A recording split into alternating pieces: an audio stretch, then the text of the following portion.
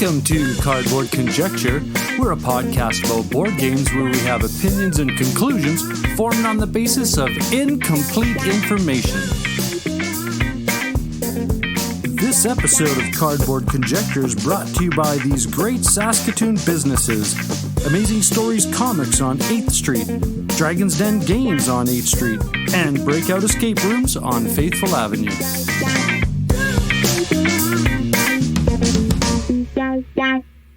Well, hey there. How's it going, eh? This is Whatcha Been Playing Wednesday, and it's a special weekly episode that's a compilation of our thoughts on recently played board games. And you know what? This episode's contributors are Shea and David from Board on the Air, Chad from Of Dice and Men, Ryan and Norm from Cardboard Conjecture, The Cardboard Kid, Rob and Anna Marie from Metal Meeples and Beer, Matt and John from Friday Night Games, and Jayson and Julie from Dice and Dragons.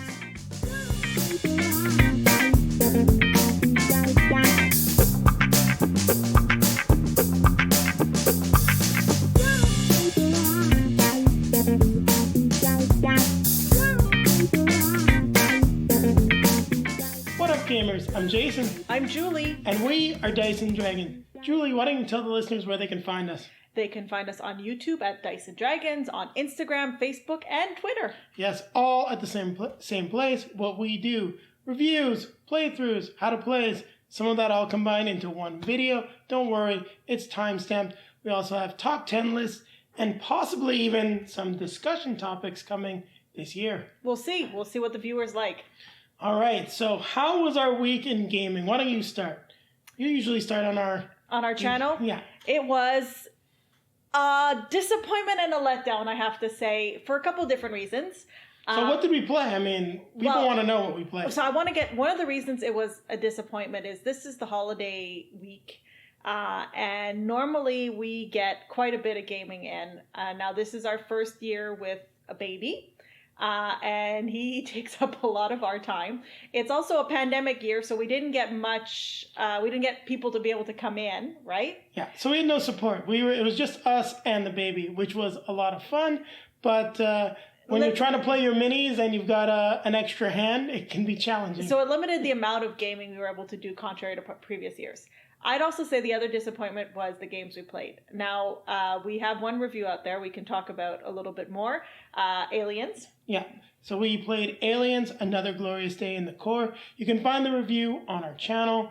And this one was disappointing for a few reasons. Well, the assembly required part did not go over well with me. The Marines were fine. I really did not enjoy assembling the alien miniatures. Now, some people might find that those minis have higher quality than other games. I didn't think so. I don't think so as well. So that extra time was just time that could have been spent playing the game. Maybe not necessarily a full game because of our little guy, but we could have at least gotten, a few more plays, which would have been nice. Now, the other thing I would say is that we talked about in our review, but I want to add something that I think we both discussed after our review came out. The game is basically Zombicide. No, it's not even as good as Zombicide. Yes, but the core of it is Zombicide. It's 6 characters fighting off an onslaught, trying to complete objectives. It does have some cool stuff, though. So we do have the aim mechanic as well as the endurance deck, which is very cool. I did like that stuff and the ability of defensive fire. Yeah, but it's not Zombicide. At least for me, it didn't even come close to Zombicide. And I think somebody mentioned in one of the comments that it was Cthulhu, Death May Die, and I disagree. It's nowhere near as good as Cthulhu. So. Well, I actually, we saw in some other people's videos, people talking about, is this better than Cthulhu? There's a guy out there that is obsessed with that game. I have to say, Aliens, Cthulhu, Death May Die. I'm picking Death May Die any day of the week. Yep. Now, it is highly thematic. If you are a big fan of the films, I think you're going to get a bigger kick out of the game than we did here. The game isn't bad or unplayable. The rulebook's a little bit of a mess, but it's Gale Force 9. It was a disappointment, that's all. Yeah. Now, the other game that we got to the table this week, I've been looking forward to. And it was supposed to be your Christmas present, but it ended up being a New Year's Eve arrival. So it just made it into 2020. And Now it gets to be our first game played in 2021. Yeah, so I think we won't talk about it too much because our review is going to be coming out a little bit later this week, and it'll come out after this podcast. Yeah. So our reviews are released regularly on Thursday. Sometimes it is a top 10 video. So yeah, you can expect this coming on Thursday. So that being said, the positives, it came quickly. Yes, it is beautiful art. This is the Umbrella Academy game. It does use art from the comic book artist. It's got nice production values. This was backed in September. It arrived in December. Great turnaround time. I would say that the production values for in terms of the cardstock feels really nice. We did get the deluxe version of the game. The board is a little wonky, doesn't quite lay flat, but it seems to be getting better over time. And the tokens that are in the game, they're solid. I just wish I knew what to do with them because we have this deluxe version and the tokens are nowhere in the rulebook.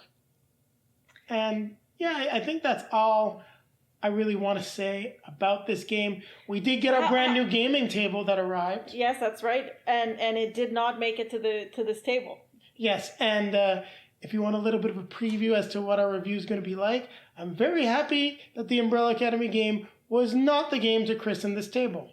Yeah, so needless to say, we said that our week is a disappointment. For more info, you can check into the review a little bit later. Yeah, you can check into the review. So that was our week in gaming. Aliens, Another Glorious Day in the Core. Biggest event of our This Week in Gaming was our custom board game table. Yes, we got our brand new custom gaming table produced by Wheatland Woodwork. So this is a Canadian podcast. All the content creators here are Canadian. He's out of Calgary. We absolutely love it.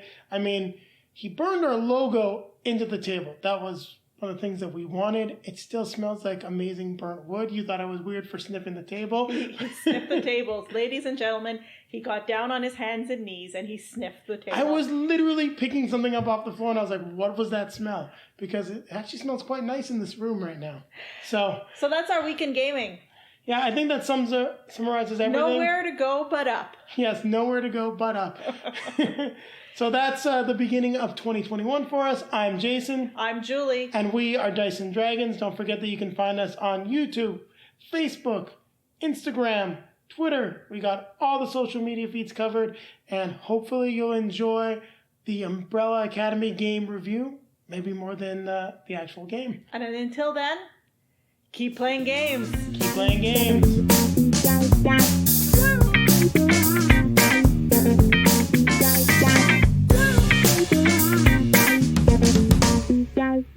Hi everyone, I'm the Cardboard Kid. If you don't know me, I'm almost 11 years old and I've been reviewing games on YouTube since April 2017. So far, I have over 265 reviews and dozens of interviews and features. I've had some extra time off for the holiday break, which helped me not only get a few more scripts and videos done, but we hit our 600th track play of 2020 just before midnight. I thought I'd talk a little about some of the games I played to end last year and those that I've played so far this year. Disney Villainous Perfectly Wretched has 2 to 3 villains playing and manipulating to foil each other's plans and fulfill their own. We first played it at Dice Tower West last March, which seems like a million years ago. I won with Cruella de Vil and looked forward to trying the other 2 included characters. At the time, I'd only played Evil Comes Prepared. Now that I've spent more time with all of the expandalones, Perfectly Wretched still ranks at the top for me, and Wicked to the Core is second. Don't get me wrong, I like Evil Comes Prepared, but something has to be at the bottom, right? I love Chronicles of Crime. The base game and Noir expansion are in my top 10. Redview is fine. I blasted through all 3 of those and the DLC a long time ago, but we played the newest scenario, It Can Happen, on Christmas. The latest expansion, 1400, arrived in mid-December, so we went through those last week. I can't wait for 1900 and 2400. On Saturday, I played 3 new games, Forbidden Island online with my good friends Anna Maria and Benita, formerly of Girls Game Shelf. At first, we were so confident that we spent more thought on our Star Wars chat and on food than what was happening. I think that's why things went downhill in the blink of an eye. We lost almost all of our tiles quickly. I sunk once, and we were stranded waiting for a fire ruby. It never came, and we lost. Me and my parents then played Cryptid, which is fun, but I didn't enjoy it as much as the search for Planet X. Cryptid felt too dependent on others. In Planet X, if you make a mistake, you did it to yourself. I normally love interaction in games, but there's something about Planet X's puzzle that works so well. In the evening, we played Rococo. I love that period of France, and I love Ian O'Toole's art and graphic design, and I love pretty much all the mechanisms in the game, so you'd think I love this too, right? Well, yeah, I did. It was only my first game, and we didn't play with any of the extras, but I'm very excited to try it again. On Sunday, we played our weekly RPG session that has been going on since November 27, 2016, at least according to my dad's notes. It's been all D&D up until about a month ago when Dad introduced us to Call of Cthulhu. He ran a solo game for our friend Ariel, our dungeon master, and is now running a game for me, Mom, Ariel, and another friend, Norm. Because we're at a story break in COC, we jumped to D&D for a bit, but we'll be going back to COC soon. I love RPGs. I've run a few of my own, Magical Kitty Saved the Day and No Thank You Evil. We ended Sunday with our first play of Venom Assault, which is pretty much G.I. Joe, the deck building game. It's very similar to Legendary, Marvel, Alien, and so on, but has a cool combat system and some neat little tweaks that I'll definitely miss when playing Legendary. That's about all for now. If you want to see photos and updates on what I'm playing, follow me on Twitter at cardboard_kid. For weekly reviews, check out my YouTube channel, The Cardboard Kid. Happy New Year, everyone. Please stay safe. Happy gaming.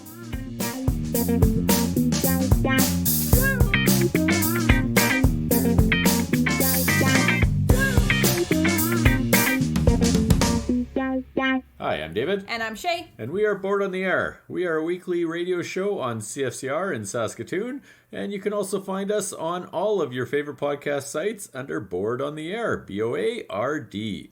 We are doing a segment for What You've Been Playing, or as I like to call it, What Have You Been Playing, because I'm very proper. You're really not.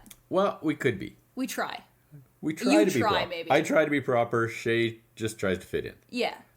Okay, what we've been playing is Coloma. This is a worker placement deck building game from Johnny Pack and Final Frontier Games. It's a Western style, Yeah, right? it's... Like, imagine a Western movie, and that's basically what it is in board game form. Yeah, you're set in the gold rush of California. It takes place over 3 years. Each year has 5 turns.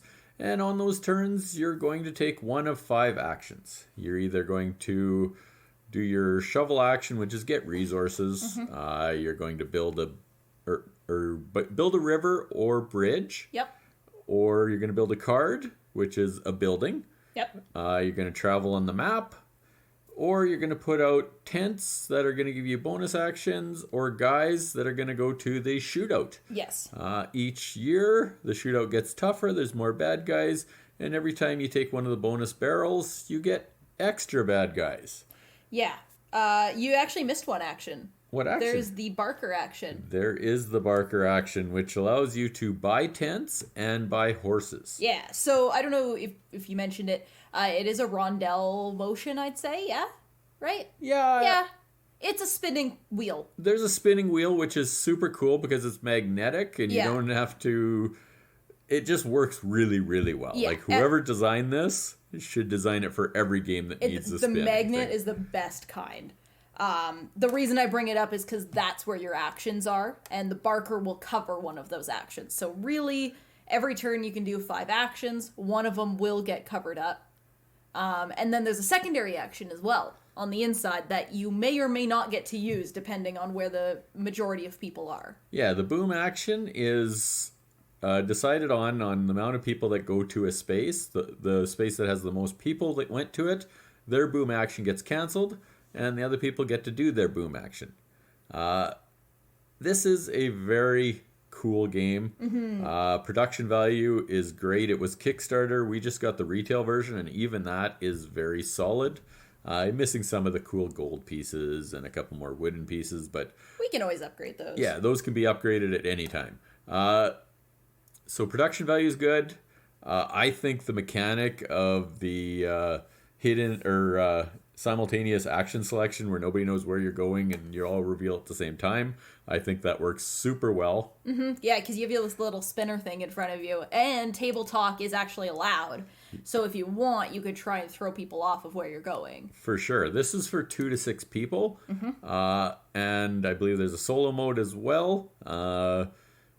I've played it at 3 and 4, and I thought that at 4 it got way more cutthroat. Yes, absolutely. At 6 it would be insane. I couldn't even imagine at 6 what it would be like. I think the length is about, 60 to 90 minutes. I think if you did 6 players, you'd be pushing 2 hours. Yeah, and plus, the teach isn't super long on it, but there is quite a few things to run through, so that adds a little bit of time to the first game at least. Yeah, I found the first teach was a little bit of a struggle.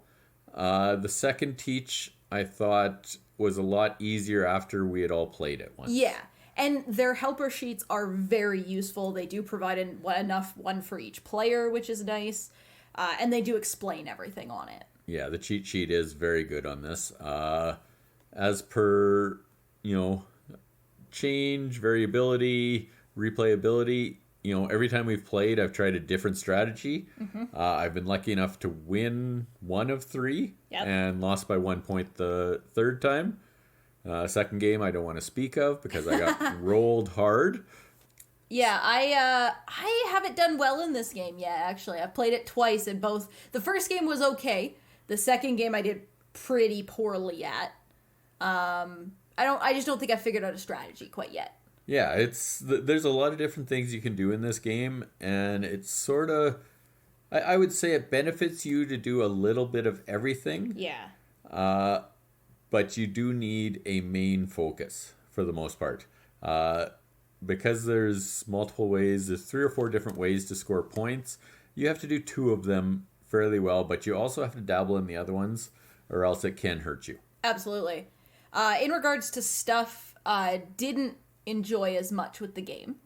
I'd say the fact that if you can't take an action, like if you go on an action and somebody's blocked it off or blocked off where you were going to go, such as in the shootout, it is a little annoying that there's nothing that you can do. Like you literally have no action that turn. Yeah, you can get locked down if everybody goes to the same action at the same time. Yeah.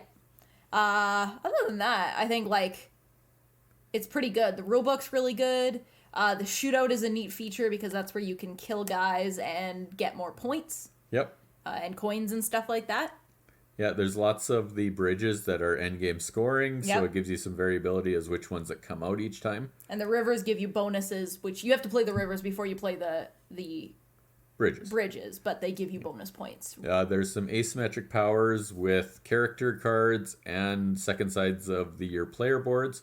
We haven't used those yet, but next time we play, our goal is to play with those because I think it's going to add to the game and add a little bit more. Yeah, the basic one's good for learning, and I'd say after that I want to try with the special ones. Yeah, so that's what we've been playing. I'm a big fan of this one, looking to get this to the table quite frequently. Yep. Thank you. We are Board on the Air. Once more, you can find us on CFCR in Saskatoon every Thursday night. And all podcast sites, as well as Facebook and Instagram. Search Board on the Air, BOARD. And that's what we've been playing. Thanks for listening.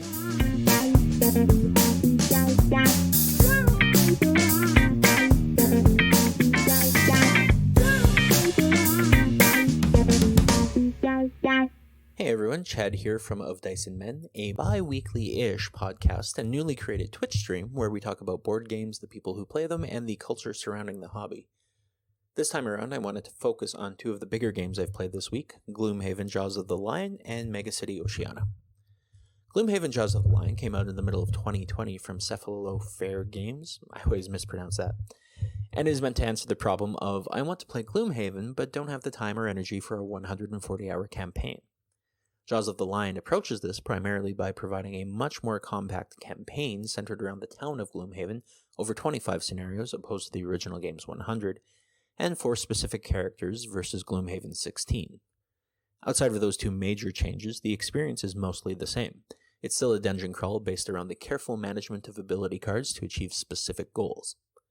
Some of the quality of life improvements that they've added to the game have certainly reduced the barrier to entry, which is clearly the goal of the standalone expansion. The first 5 scenarios of the game ease players into the system by slowly introducing the concepts of the game.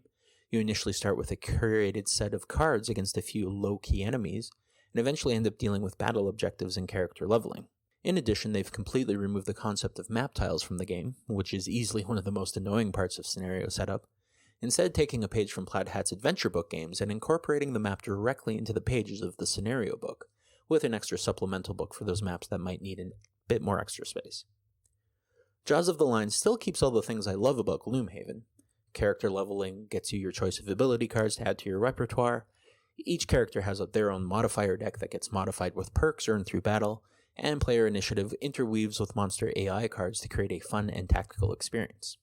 They even kept the map stickers.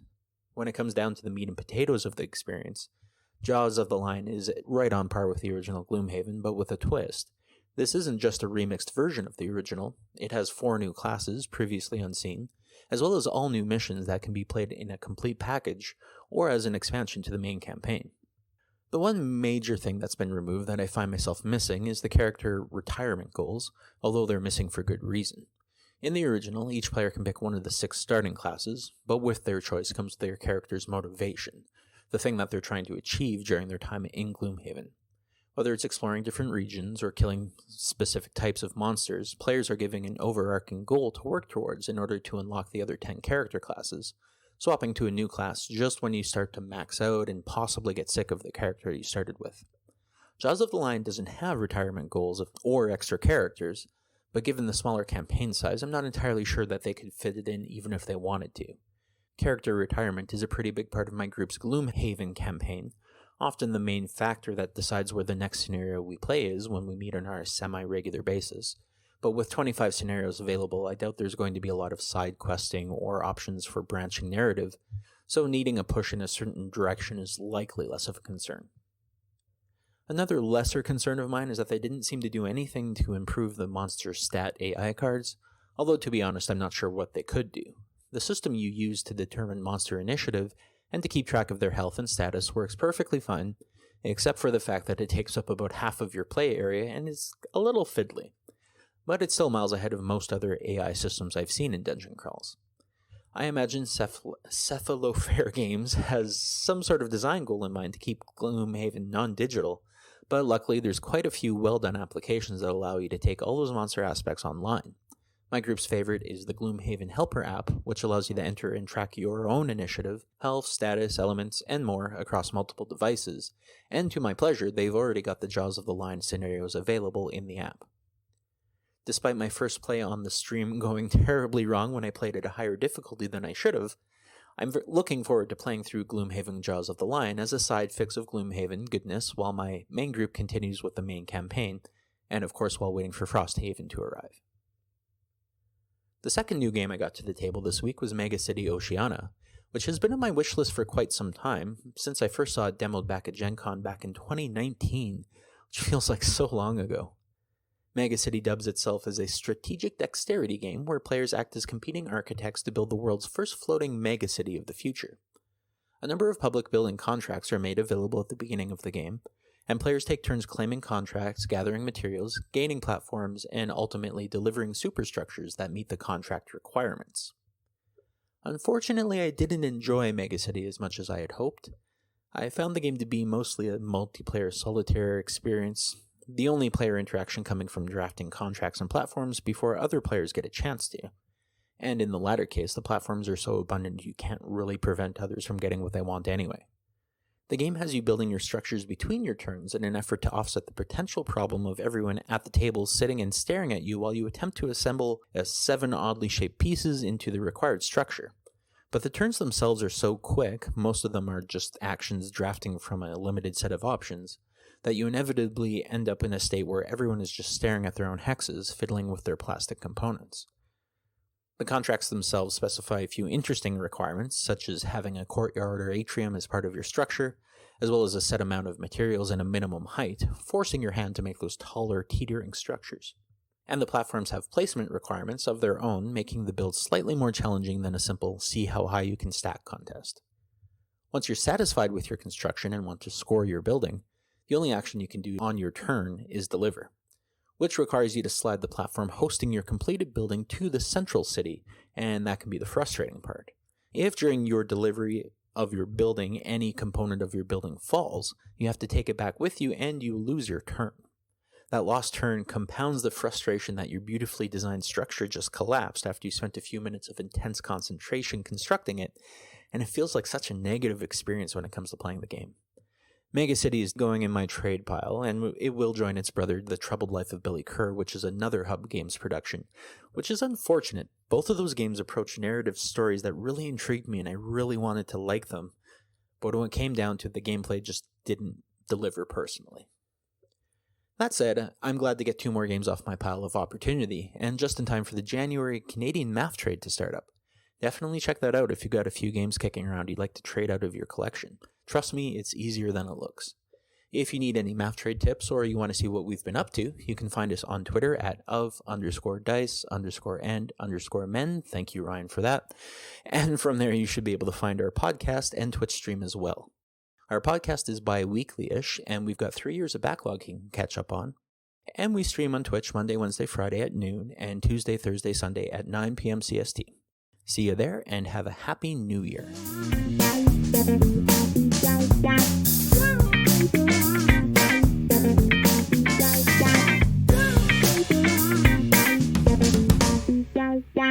Hello folks, I'm Ryan of Bridge City Boardgamers, and I'm 1/3 of the weekly podcast Cardboard Conjecture, where we offer our opinions and conclusions formed on the basis of incomplete information. We are active on Twitter and Instagram, where you can follow us at BC Boardgamers. This week I would like to highlight a game that we have been playing a lot of lately, which is Rococo, which has recently been re-released by Eagle Gryphon Games as a big box deluxe edition with brand new art by Ian O'Toole. Rococo was originally released in 2013, designed by Matthias Kramer, Stefan and Louise Malls, and published by Eggerspiel and Eagle Gryphon Games, with original art by Michael Menzel. Since its release, it's become out of print and has been highly sought after on what I would like to call the board game black market. Rococo is a clever Euro game that incorporates resource management, deck building, I guess, and area majority, where you are the head of a garment making business, tailoring dresses and outfits for one of Louis XV's lavish balls. At your disposal, you have employees represented by cards that will do one of many actions for you over the course of one game. Be careful though, because some employees are required for an action over others. For example, apprentices, they can really only gather you fabrics and resources or pay for fancy decorations for you. Where the journeymen, they can do everything that those apprentices can do, but they can also be hired to tailor garments and gain the queen's favor. The queen's favor being that you claim the first player. Masters, they can do everything that apprentices and journeymen can do, while also are the only cards that you can play where you're able to recruit more employees into your deck. Some other actions, though, also require you to have a master if you want to add some more illustrious rewards. The game is played over 7 rounds, and over the course of the game, you will want to score prestige by, tailoring these garments and placing them into one of the 5 ballrooms that are there. At the end of the game, you're going to score bonus prestige if you have a majority in these ballrooms. That's where the area majority thing comes in. Ties being broken by if you've tailored garments by masters or if you've hung up some fancy decorations. One cool aspect is that at the end of the game, if you've funded these decorations, you put up these decorations on the balcony. There's a top part of the board that's the balcony. You can send some of your patrons to score extra points on their garments based on some multipliers that those decorations will have. My wife and I have been playing this 2-player only and have enjoyed it actually quite a bit. It works as a 2-player game, is what a lot of people always ask about these Euro games. Does it play good at 2-player? I think this one does play very well. But like all other area majority type of games, it's really going to shine if you have more players. I think like the 4-player is going to be a real sweet spot for this one. One thing we enjoy about this Euro is that the setup time is actually not that much. In this deluxe edition, all the components have these little baggies and component trays that you can put things into. So the setup time is actually very, very minimal. For the sheer number of components that are included, yeah, it's not a big deal. This deluxe edition is absolutely stunning to look at. And the components created are top-notch with gorgeous artwork on the cards, little resin resources for the lace and yarn resources. Ian O'Toole artwork is very beautiful, but many may have preferred the original Michael Menzel art. I am one of those people in the minority here where I think the Michael Menzel art is absolutely stunning, and I wish they would have tried to incorporate that into there here as well. Deluxe edition also includes the hard-to-find jewelry box expansion and some other little mini expansions. Now, we haven't played with those yet, but I think we're at the point where now we want to incorporate those expansion content, because after about a handful of games playing this two-player, we can already feel the game feeling, what do you call, quote-unquote, samey. And that's just because the employee cards, there's only one deck of cards and there's no variety. You're going to see the same cards over and over again. They just might come out in a slightly different order every game, but you know what's coming up after a while. Something else we got to the table this past weekend were a couple of the Exit the Game games. We got the Enchanted Forest and the Cemetery of the Night. Now, Exit the Game is one of my favorite escape room type games in a box. And I love them because I always find the puzzles are challenging yet satisfying, leaving us with very clever moments along the way. We haven't been able to share our love of these exit games with some of our friends as of late, so we got creative. Another couple that we play games with quite regularly also acquired these two exit games for Christmas, so we decided to play the games together via video call. It was actually a lot of fun to solve the puzzles together for once again, because they were literally sitting, quote unquote, at our table with us. And so it wasn't very constricting because we were literally playing the game with two copies of the game at the same time, which actually worked out very well. I would totally recommend giving that a try if you want to, explore these escape games with other people at the table. Just make sure that everybody has the same copy. Well, that's what I've been playing this week. I'm Ryan from Cardboard Conjecture Podcast. You can find our show on iTunes, Google Podcasts, and Podbean. Also, be sure to follow us on Instagram and Twitter at BC Boardgamers to kind of follow what we've been up to lately. All right, I'll see you next week.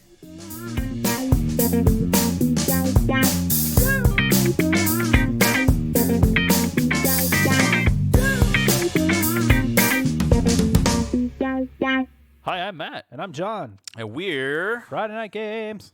So you can find us on Instagram at FridayNightGames_official, Twitter at FridayNightGMS, and on our website at FridayNight.games. Night has a K in it, by the way. And we're here to talk about what we played this week, what we loved about the game, hate about the game, and why we definitely played the game wrong. Why would we admit why we played the game wrong? One, we always play games wrong. Oh, yeah. And two, a lot of little flavor.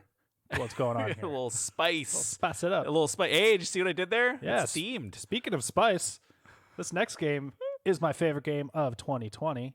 We're going to be talking about Dune Imperium, designed by Paul Denon and published by Dire Wolf Games.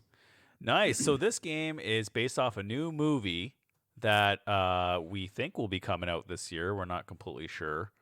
But you could probably read the book sooner than when it comes out. That's for sure. For sure. It is a deck building and worker placement game. And during your turn, you have 2 to 3 agents, and you can play cards in your hand, which you play to the board, which give you resources, bonuses on other spots. They do a lot of things. There's a lot of things going on. You play a worker, and things happen.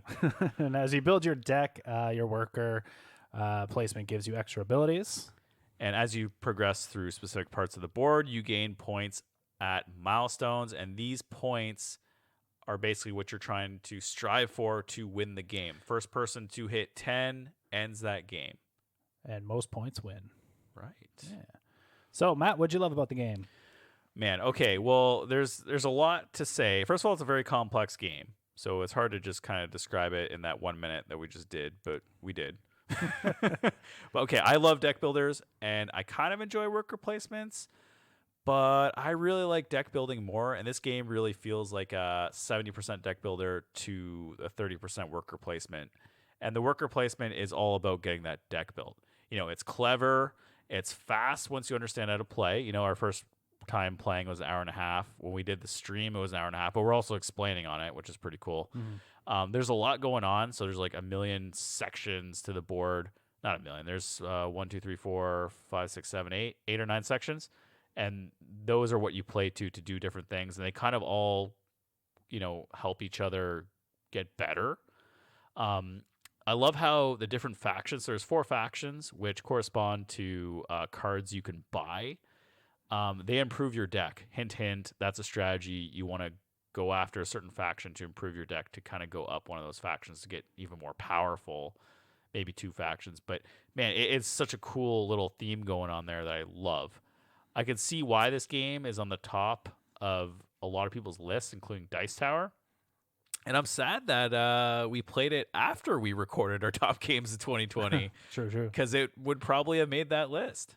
Yeah, it definitely would have. What I love about it is just the strategy of having to manage your hand to do both building your deck and placing your agents to gain resources. It really makes you think about what you do to make your turn the best it could be, and really just like looking at it, being like, oh, what cards am I going to play so I can buy better cards in the market or whatever.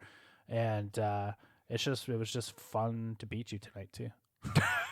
You just like the games where you beat me at, eh? I told you. I would. Is that why this is like a 2020 top? You beat me at it, so therefore. What about that first game though? I beat you at that first game. It's true. It was very close though. It was. That was actually one of the cool things I liked about our first game was how close it was to us. Like it was just like it was 10-10 and I beat you in resources, or 12-12 and beat you in resources. But it was still like an amazing way to end the game. And so it doesn't really hit that runaway leader problem where someone can have like 1 million points. Right. Even tonight, you're up by 4. I still didn't feel like it was out of reach. I feel like I played it wrong, but I didn't feel like it was out of reach. Speaking of playing it wrong, how do we play it wrong? Wow, that was a really good segue. That was unplanned too. So I know when we first played the game together, we didn't take the agent turn correctly. So you're supposed to play like one player at a time. You place a worker on the board. We were playing like doing all of our turns at once. Yeah, I think that's just. I don't know if that really affected the game though. It affected more of the AI play of it. Oh right. Because you want the AI to kind of cover up spots. Right. And also we played both our turns at once too, which kind of stops. The rotating of turns, the first player gets to choose that location they really want to go to. So, yeah, I mean, hey, we screw up everything all the time. So, yeah. And then we also didn't play the AI correctly either. So, whoa, what? We didn't? No. How do we not? What? What do you mean? Well, they're supposed to copy whatever the first player was doing. So if the first player had 3 agents, they would play with 3 agents. And if you had your 3 agents, I had my 2, and I became first player, they would only play with 2 agents. We kind of thought that though, because when we were playing the game, you said that you're like, oh yeah, he gets a 3rd agent, but you couldn't remember how. That's one of the problems when we do like a Friday night thing. It's like sometimes you're like, oh, I don't remember this rule, right? And we just kind of like house rule it up, right, to just kind of get it going. I think at one point didn't we give him a 3rd agent? We're like, no, we didn't. Oh, okay, yeah. But he was still kind of kicking our butt a little bit though. A little bit. Yeah. So everyone talks about why they love the game or how we played it wrong. What didn't we like about this game? I loved this game. but there was little to not like. The other thing I didn't like about it was I'm not a rules person. Okay. But I really wanted to bring this game to you, so I sat and like read the rules. I played the game solo. It was just like a lot to take in my first playthrough.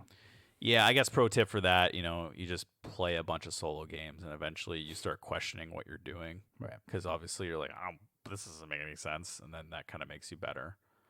What I hate about the game is, I actually hate sand levels in all video games. They annoy me. And, have you ever played Super Mario Brothers 2? I have, yes. Or Super Mario Brothers 3, I guess, and like level 2 in there is like, what were those things? I think it was like a cactus man. Sure. You don't know what I'm talking about? I was like 4 when that game came out. Or the sun? Or the sun who's like... I remember the sun trying to kill you, yeah. Oh, man, that's like right now. Like, we don't go inside, so... We don't go outside. Yeah, no, honestly, there's nothing I don't like about this game. It's actually pretty good, and I can see why it's on the top of my list. Is it on the top of my list? I don't know. That's I don't know. I can't say. I need to play it a little more. That's true. But it is very good. I can tell you that, and it's worth purchasing if you like deck building and you like a little bit of worker placement mixed in. All right. Well, that's Dune Imperium, and we are Matt and John from Friday Night Games. Don't forget to check us out on Instagram, Friday Night Games _official, Twitter at Friday Night GMS, and we do Twitch streaming too on Mondays at 8:30 p.m. Eastern Standard Time. Yeah, twitch.tv/Friday Night GMS.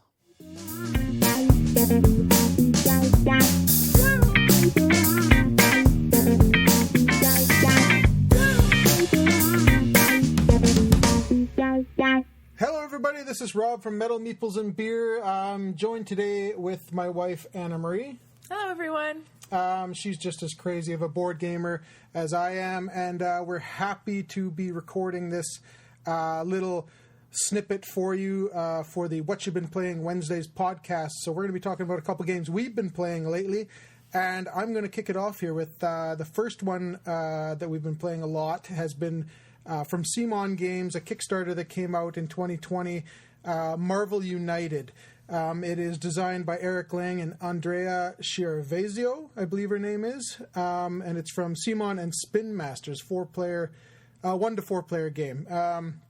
So the simple side of this game is that it is a simple game. It's family friendly, simple to teach, simple to learn.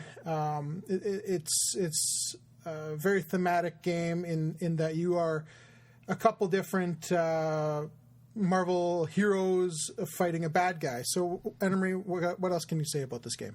When you said it was a family game, and I completely agree. I have our oldest son. He loves to analyze things, so he's always ready with suggestions for what hero should do what to battle the villain. And he tells us the reasoning behind it. It brings good conversation to the game. And our youngest son, he hates losing. So he really likes co-op games. So for him, it's nice because he gets to not feel that added pressure on this one. Yeah, and I believe it scratches a lot of the same itches as one of our other favorite games, Marvel Champions, where this is more of a family-friendly, a little more streamlined, dumbed down, simpler game to play, but still scratches those itches about getting your Marvel hero gang together and coming together to fight a bad guy. I really, really enjoyed the storyline mechanic, if you will, of the circle of cards that literally circles around the board, and having whatever card I play affect what the next character is playing and so forth. I just really enjoyed the game. I was originally going to go all in on the Kickstarter, but I backed out, and we were able to get a copy of the retail here. So pretty happy we were able to do that. Is there anything else you can think of this game? That one's just fun to play. It's just having, the Marvel theme and having the kids be able to play it. It was nice. Yeah, I agree. It's a fantastic game for families, and our youngest boy, 6 years old, can really get into it as well. And our 8-year-old can really actually play the game quite well. So, it's going to be a big part of our collection moving forward, I believe, especially for the next few years. And the second game we wanted to talk about was one I believe you got for Christmas called Dice Forge. I did. From Le Balou Games, I believe is how you pronounce that. I think it's French. And the designer was Regis Bonassi. What else can you tell us about this game? I really, the things that I liked about this game the most is it's very quick. It's 9 rounds, but those 9 rounds happen so fast. You roll the dice, you pick what you're going to do. Everybody gets to roll dice on everybody's turn. So you're doing something even when it's not your turn. So it keeps you engaged. And the mechanic of the dice, actually having, you have the die faces pop off when you upgrade your die. And they've made a great little way to change it so you're not getting frustrated with that, which is very cool. There are lots of different strategies. Do I go heavy on the dice? Do I go heavy on the cards? Do I balance it? Your variability is really good. It's just a lot of fun. Yeah, I love that part of it as well. I love the fact that they're one of the pioneers out there of actually manipulating the different faces on your dice. I love that part of the game, and I mean that's the driving force behind this game. I hadn't seen that before, and love that part of it. I love the way the dice are actually put together. I thought at first when I was trying to change the faces off, I didn't understand like how I was supposed to get these things off. But then it turns out that the face of the next or the next face that you bought, actually you can turn it around and use the corner to pick out the side of the face that you want to replace. So they come in and off of those dice really quickly and easily. And like you said, I like that you can either go heavy on changing your dice up and editing them and making them stronger and better, or if you go to get the cards and collect the cards, trying to get the victory points that way.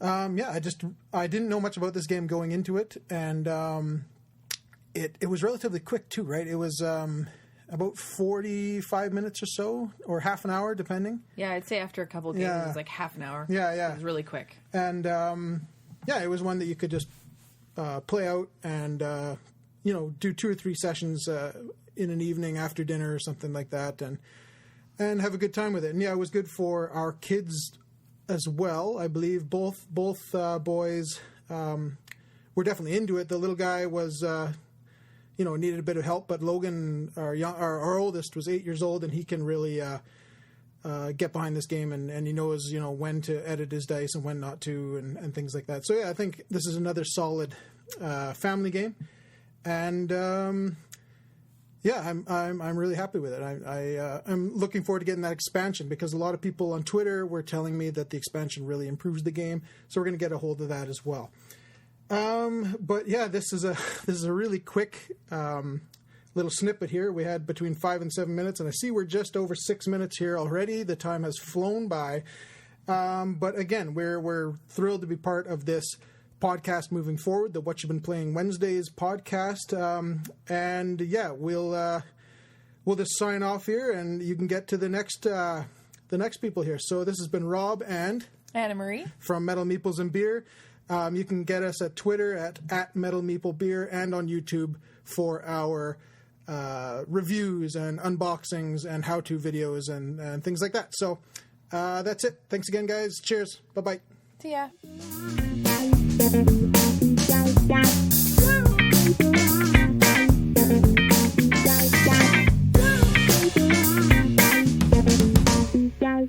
Hi, this is Norm from Bridge City Boardgamers and Cardboard Conjecture. And I'd like to talk to you about, hopefully I can get 2 games in. If not, I want to make sure I talk about Calico. This is designed by Kevin Russ and published by Flat Out Games. And this is the art's by Beth Sobel. It's gorgeous, okay? But basically, the gist of this game, it's an abstract pattern building game where you're drafting tiles. And so how it works is you have a recessed tableau in front of you, and the border of it, the fringe, the outside frame of it, is the already started hexagonal pattern of a quilted blanket that you have to build in front of you. Now, each game you have 3 different scoring tiles that you place in a particular spots on your tableau, your quilt tableau. And depending on the game, that's the cool variability of it. But depending on the game, you take these tiles. Now, the cool thing about the tiles is that they're multi-dimensional tiles. One dimension is the color selection, and you have 6 different colors. And the other dimension is the pattern. There's 6 different patterns, which is very cool in how these scoring tiles can configure themselves. Because some around these scoring tiles, you want to have the quilted patterns that represent, like, let's say you have a scoring tile that says, I want 2 A types, 2 B types, and 2 C types that surround this scoring tile. Now, there's all these different kind of configurations of scoring patterns that you can have on your board. And what you do is there's a little market, like every, great kind of like tile game is you have the to negate that randomness, you can select from a market.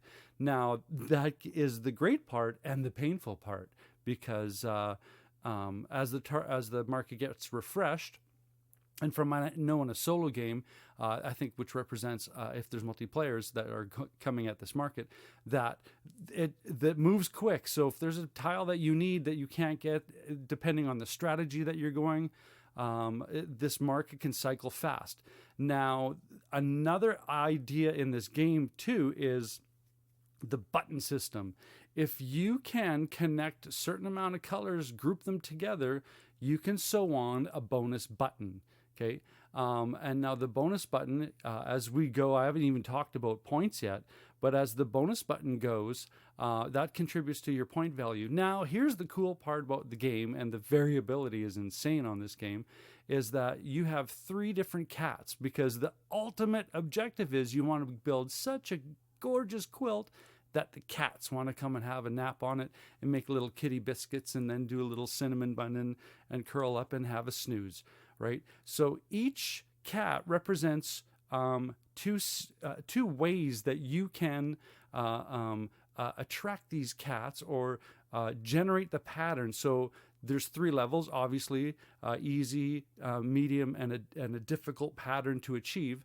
And if you can, then the patterns are, 3 of the same color or 3 of the same pattern, right? There's with those configurations of the 2 dimensions of tiles, you can generate these point objective goals and attribute points to them. So let's say I make a connected pattern of same pattern of 4. I immediately take the cat that represents this scoring tile and put it on my quilt. Once everything's filled up, the game ends and you do your scoring. And this game is so much fun.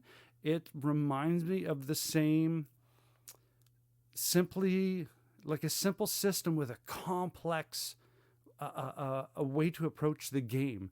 Very much like Arboretum, right? Arboretum, for those who know, a very simple game, very simple system, very simple pattern puzzle that you're trying to build. But the pain in the selection and how you're going to approach it, I think is very, very brilliant. So that's Calico. I highly recommend this game.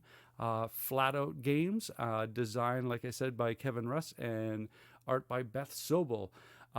Thank you so much. I'm not even going to attempt to get a second game in here. I'm going to cut myself short, and I'm going to say thank you. I am Norm from Bridge City Board Gamers and Cardboard Conjecture podcast. And take care and stay safe.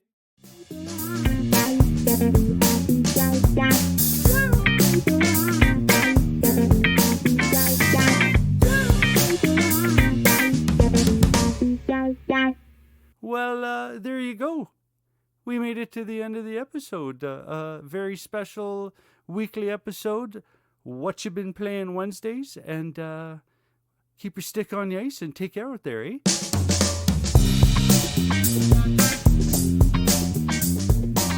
This has been an episode of Cardboard Conjecture, and we are Bridge City Board Gamers.